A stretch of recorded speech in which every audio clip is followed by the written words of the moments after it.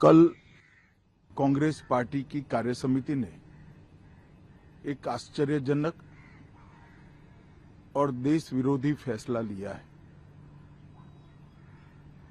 उन्होंने अपनी पार्टी के 37 के रिजोल्यूशन को फॉलो करते हुए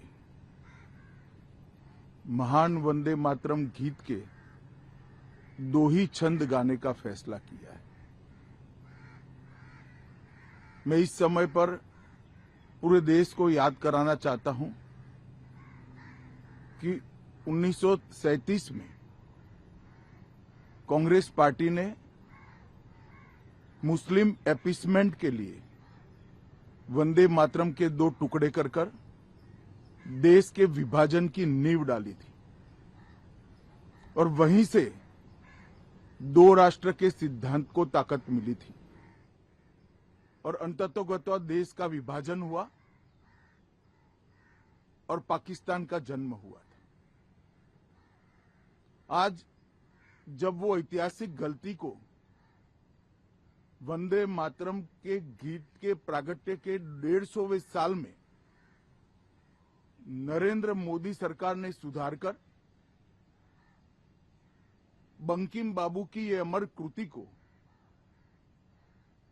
पूरा गीत गाकर राष्ट्रीय एकात्मता को फिर से एक बार सुदृढ़ करने का प्रयास किया है और सभी सरकारी फंक्शंस में इसको पूर्ण रूपेण गाने का जो निर्णय किया है वो निर्णय को कानूनी जामा भी पहनाया है। इसकी अवहेलना करने का कांग्रेस ने कल निर्णय किया है। कांग्रेस का ये निर्णय केवल और केवल इनकी घोर तुष्टीकरण की नीति की पुष्टि करता है। वोट बैंक के तुष्टीकरण के लिए उन्होंने स्वर्गीय बंकिम बाबू के इस अमर कृति का न केवल अपमान किया है, वो लाखों शहीदों का भी अपमान किया है जो वंदे मातरम का नारा लगाते लगाते देश की आजादी के लिए फांसी पर चढ़ गए, जिन्होंने कई साल जेल में काटे। आज कांग्रेस पार्टी 1937 का अपनी पार्टी का रिजोल्यूशन मान रही है और पार्लियामेंट के एक्ट को नकार रही है।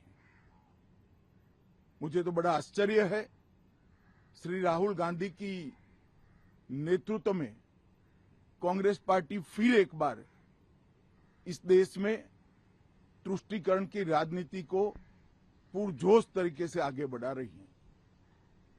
मैं देश की जनता को अपील करना चाहता हूं कि एक बार इस देश ने गलती करी थी वंदे मातरम के 2 टुकड़े होने देने की और एक गलती के गंभीर परिणाम हमने भुगते हैं। अब देश की जनता एकजुट हो और कांग्रेस पार्टी के इस फैसले के खिलाफ आवाज बुलंद करे कि अब इस देश में तुष्टीकरण की राजनीति नहीं चलेगी। ये आजाद देश है।